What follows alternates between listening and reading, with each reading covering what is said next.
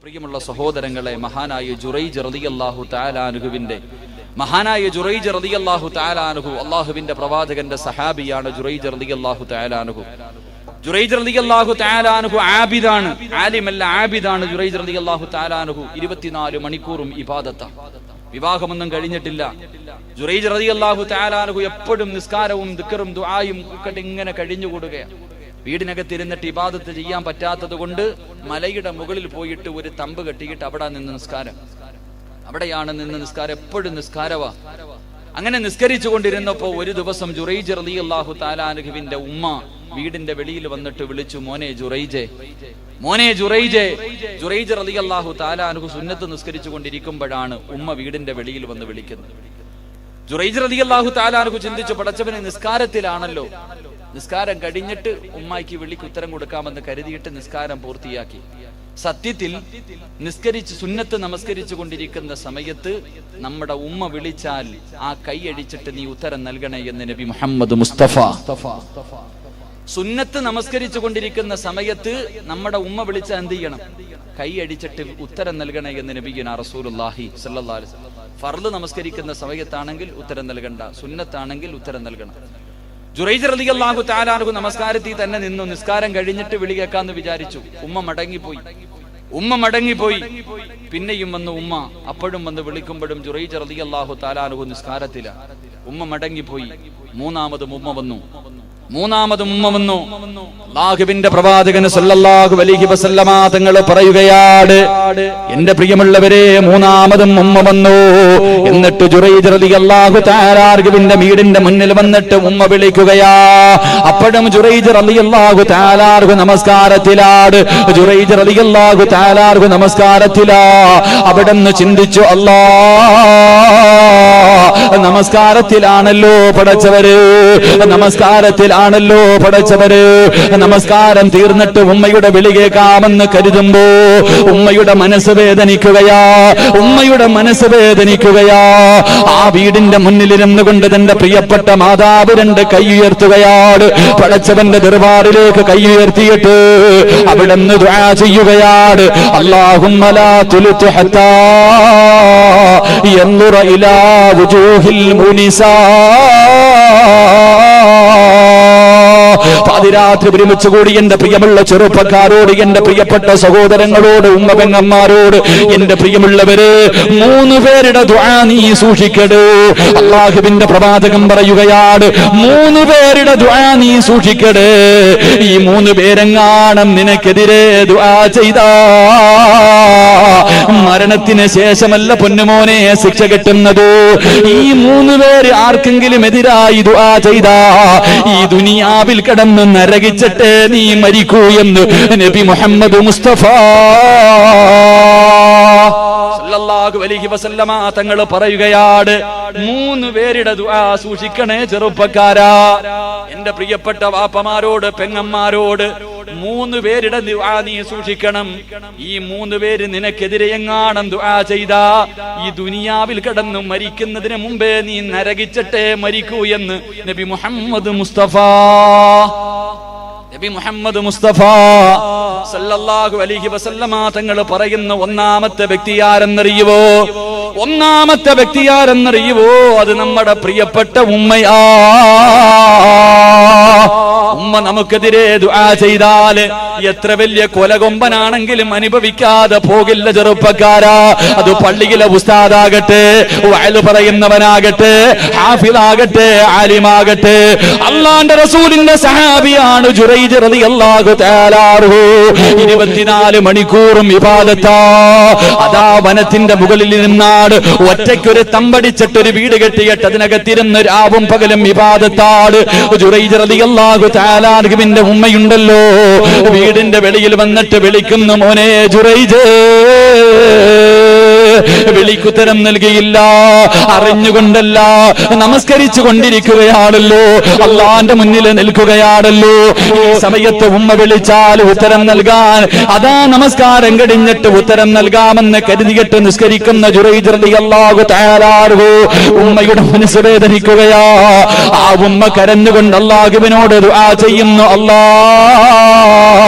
എന്റെ പൊന്നുമോനെ നാട്ടുകാരുടെ മുന്നിൽ നാണം കെടുത്താതെ നീ മരിപ്പിക്കല്ല റബ്ബേ.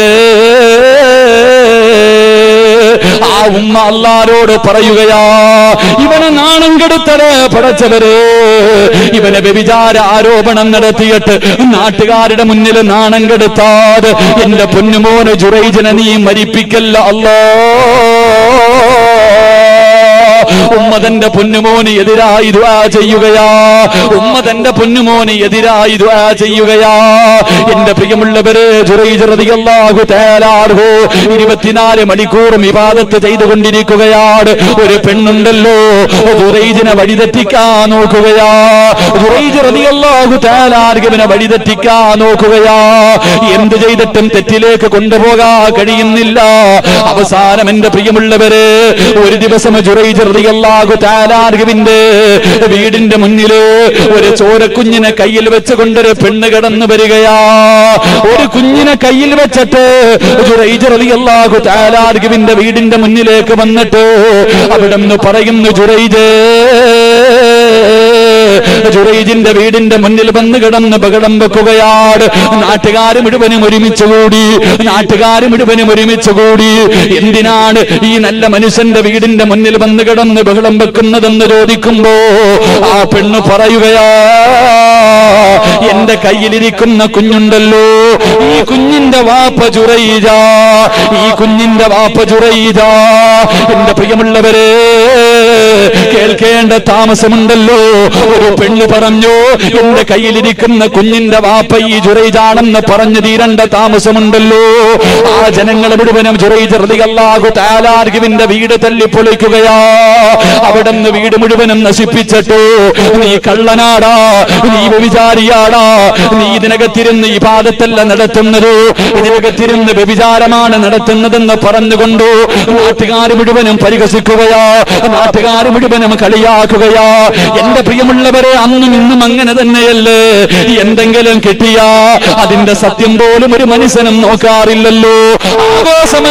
ആഘോഷമല്ലേ ജുറൈജ് റളിയല്ലാഹു തആല അൻഹു നാട്ടുകാരുടെ മുന്നിൽ മുഴുവനും വ്യഭിചാരിയെന്ന് മുദ്രകുത്തപ്പെട്ട് നാണം കെട്ട് പരിഹസിച്ച് തല താഴ്ത്തി പിടിച്ചിട്ട് നിന്ന് കരയുകയാണ്. ആ സമയമുണ്ടല്ലോ ജുറൈജ് റളിയല്ലാഹു തആല അൻഹു ജനങ്ങളോട് പറഞ്ഞു, ഇതിന്റെ സത്യം എന്താണെന്ന് ബോധിപ്പിക്കാൻ എനിക്കൊരവസരം തരുമോ? ഇതിന്റെ സത്യം എന്താണെന്ന് ബോധിപ്പിക്കാ നിങ്ങൾ എനിക്കൊരവസരം തരുമോ? ഒരുപാടൊന്നും സമയം വേണ്ട, ഒരു 2 റക്അത്ത് നിസ്കരിക്കാൻ എനിക്കൊന്ന് സമയം തരുമോ? ജുറൈജ് റളിയല്ലാഹു തആല അൻഹു എന്റെ പ്രിയപ്പെട്ട ചെറുപ്പക്കാരോട്, എന്റെ പ്രിയപ്പെട്ട ഉമ്മ പെങ്ങന്മാരോട് ഒരുപാട് പ്രാവശ്യം കരിമ്പാറയിൽ കുത്തിവെക്കുന്നത് പോലെ നിങ്ങളുടെ ഹൃദയത്തിനകത്ത് എഴുതി ചേർക്കാനുള്ള ചരിത്രമാണ് ജുറൈജ് റളിയല്ലാഹു തആല അൻഹു. പടച്ചവരെ, ഒന്നുപെടുക്കുകയാ, ജനങ്ങൾ മുഴുവനും ഒരുമിച്ച് നിൽക്കുകയാണ്, എല്ലാവരും പരിഹസിക്കുകയാണ്, എല്ലാവരും കളിയാക്കുകയാണ്. ജുറൈജ് റളിയല്ലാഹു തആല അൻഹു പടച്ചവരെ ഒന്നുപെടുത്തിട്ട് വന്ന് 2 റക്അത്ത് നിസ്കരിക്കാൻ കൈകെട്ടുകയാ. അല്ലാഹുവേ, നമസ്കാരത്തിന്റെ സമയത്തോ സുജൂദിൽ കിടന്നുകൊണ്ട് ജുറൈജ് പറയുന്നു, അല്ലാ, എനിക്ക് നീയല്ലാതെ ആരുമില്ല അല്ലാ. നമസ്കാരമെന്ന് പറഞ്ഞ മുനാജത്താ പടച്ചവരെ, നമസ്കാരമെന്ന് പറഞ്ഞ അത് പടച്ചവനോടുള്ള മുനാജാത്താ. അള്ളാനോട് സംസാരിക്കണം. നമസ്കരിക്കുമ്പോ മനസ്സ് വേദനയെടുക്കുമ്പോ, നാട്ടുകാർ മുഴുവനും കളിയാക്കുമ്പോ, ഇല്ലാത്ത തെറ്റിന്റെ പേരിൽ നാണം കെടുത്തുമ്പോ ഒന്ന് നിസ്കരിക്ക ചെറുപ്പക്കാരാ. 2 റക്അത്ത് നിസ്കരിച്ചിട്ട് സുജൂദിൽ കിടന്നുകൊണ്ട് അല്ലാഹുവിനോടൊന്ന് സംസാരിക്കു പൊന്നുപോരോ. കൈകെട്ടികെട്ട് പറയുമല്ലോ, للذي فطر السماوات والأرض حنيفا مسلما وما كان من المشركين إن صلاتي ونسكي ومحياي ومماتي. അല്ലാഹുവേ, എന്റെ ജീവിതവും എന്റെ മരണവും എന്റെ പ്രവർത്തനവും എല്ലാം നിനക്കുള്ളതാ അല്ലാ. നാവ് കൊണ്ട് പറഞ്ഞാ പോരാ. ജുറൈജ് റളിയല്ലാഹു തആല അൻഹു സുജൂദിൽ കിടന്നിട്ട് അല്ലാഹുവോട് പറയുന്നു, അല്ലാ, എനിക്ക് നീയല്ലാതെ ആരുമില്ല അല്ലാ, എന്നെ ഒറ്റപ്പെടുത്തല്ലേ അല്ലാ, എന്നെ കളിയാക്കല്ലേ അല്ലാ, ഇതിന്റെ സത്യം നിനക്കറിയാമല്ലോ അല്ലാ, എന്നെ സഹായിക്കണേ എന്ന് നമസ്കാരത്തിൽ സുജൂദിൽ കിടന്ന് ജുറൈജ് റളിയല്ലാഹു തആല മലിക്കുൽ ജബ്ബാറായ സർവാധിനാഥനായ സർവാധിപരനായ ഈ പ്രപഞ്ചം മുഴുവനും അടക്കി ഭരിക്കുന്ന സർവാധിനാഥനായ പടച്ചവന്റെ മുന്നിലോ സുജൂദിൽ കടന്നുകൊണ്ട് പൊട്ടിക്കരഞ്ഞു ദുആ ചെയ്യുകയാ. നമസ്കാരം കഴിഞ്ഞു, നമസ്കാരം കഴിഞ്ഞു. ജനങ്ങൾ മുഴുവനും കൂടി നിൽക്കുകയാണ്, ജനങ്ങൾ മുഴുവനും കൂടി നിൽക്കുകയാണ്. തന്നെ തല്ലിയ, തന്റെ വീട് തല്ലിപ്പൊളിച്ച, തന്നെ നാണം കെടുത്തിയ ജനങ്ങൾ മുഴുവനും ഇങ്ങനെ നിൽക്കുമ്പോ ജുറൈജ് റളിയല്ലാഹു തആല പറയുകയാ, ആ കുഞ്ഞിനെ എന്റെ മുന്നിലേക്കൊന്ന് കൊണ്ടുവരുവോ, ആ കുഞ്ഞിനെ എന്റെ മുന്നിലേക്കൊന്ന് കൊണ്ടുവരുവോ. ജുറൈജ് റളിയല്ലാഹു തആല പിന്നെ മുന്നിലേക്ക് ആ പെണ്ണിന്റെ കയ്യിലിരുന്ന കുഞ്ഞിനെ കൊണ്ടുവന്ന് കൊടുക്കുകയാ. തന്റെ കയ്യിലിരുന്ന കുഞ്ഞിനെ കൊണ്ടുവന്ന് ജുറൈജ് റളിയല്ലാഹു തആല ന്റെ മുന്നിലേക്ക് കൊണ്ടുവരുമ്പോ ജുറൈജ് റളിയല്ലാഹു തആല കൈയെടുത്തിട്ട് ആ പൊടിക്കുന്നിന്റെ പൊക്കിളിന്റെ മുകളിൽ കൈവച്ചിട്ട് അവിടുന്ന് ചോദിക്കുന്നു, യാ ഗുലാം മന്നബൂകാ. ആ പാല് കുടിക്കുന്ന ചോരക്കുഞ്ഞിന്റെ പൊക്കിളിന്റെ മുകളിലോ കൈവച്ചിട്ട് ചോദിച്ചു, മോനെ പറയടാ നിന്റെ വാപ്പയാരാ. എല്ലാവരും ഇങ്ങനെ നോക്കി നിൽക്കുകയാ, കളിയാക്കിയവരും നാണം കെടുത്തിയവരും എല്ലാവരും ഇങ്ങനെ നോക്കി നിൽക്കുമ്പോ ആ കുഞ്ഞു പറയുകയാ, എന്റെ വാപ്പയാരെന്നറിയുവോ, എന്റെ വാപ്പയാരെന്നറിയുവോ, ഒരു ആട്ടിടയനാണെന്ന് ആ പാല് കുടിക്കുന്ന കുഞ്ഞു പറഞ്ഞു കൊടുത്തു എന്ന് നബി മുഹമ്മദ് മുസ്തഫ സല്ലല്ലാഹു അലൈഹി വസല്ലമ തങ്ങൾ പറഞ്ഞു തരുമ്പോ എന്റെ പ്രിയമുള്ളവരെ, ഉമ്മാന്റെ ദുആ സൂക്ഷിക്കടേ, ഉമ്മാന്റെ ദുആ സൂക്ഷിക്കടേ. ഈ ദുനിയാവിൽ വെച്ച് അനുഭവിച്ചിട്ട് യാത്രയാകു ചെറുപ്പക്കാരാ. കാരണം ഉമ്മയ്ക്ക് എത്ര വിലയാ പൊന്നുപോരോ. അള്ളാഹുവിന്റെ പ്രവാചകന്റെ മുന്നിലേക്ക് ഉമ്മയുടെ മനസ്സ് വേദനിപ്പിക്കുന്ന മക്കളുണ്ടല്ലോ, ഉമ്മാനെ തല്ലുന്നവരുണ്ടല്ലോ, ഒരു തൊലിവെളുപ്പുള്ളവളെ കിട്ടുമ്പോ ഉമ്മാനെ വൃദ്ധസദനത്തിൽ വലിച്ചെറിയുന്നവരുണ്ടല്ലോ. അള്ളാഹുവിന്റെ പ്രവാചകന്റെ മുന്നിലേക്ക് ഒരു സഹാബി കടന്നു വന്നിട്ട് അവിടുന്ന് ചോദിക്കുന്നു, യാ റസൂലല്ലാഹ്, അല്ലാഹുവിന്റെ നബിയേ, എന്റെ മാതാപിതാക്കളിൽ ആരോടാ നബിയെ ഏറ്റവും കൂടുതൽ എനിക്ക് കടമ? അല്ലാഹുവിന്റെ റസൂല് പറഞ്ഞു, നിന്റെ ഉമ്മയോടാ. രണ്ടാമതാരോടാ നബിയോ? നിന്റെ ഉമ്മയോടാ. മൂന്നാമതാരോടാ നബിയോ? നിന്റെ ഉമ്മയോടാ. നാലാമതാരോടാ നബിയോ? നിന്റെ വാപ്പയോടാ. നാലാമതാണ് വാപ്പയുടെ പേര് പറഞ്ഞത്. ആ സമയത്ത് ഈ സഹാബി ചോദിക്കുന്നു, യാ റസൂലല്ലാഹ്, 3 പ്രാവശ്യവും ഉമ്മയുടെ പേരാണല്ലോ പറഞ്ഞത്, അതിന്റെ കാരണം എന്തേ നബിയേ? അല്ലാഹുവിന്റെ റസൂല് പറയുകയാണ്, ഗർഭം ചുമന്നത് 10 മാസം തള്ളയാ, പ്രസവിച്ച വേദന തിന്നതും അവർ തന്നെയാ, പാലൂട്ടി നിന്നെ വളർത്തലും അവരോട്. ഈ 3 കാര്യം ഉപ്പയിൽ ഒഴിവാണ്.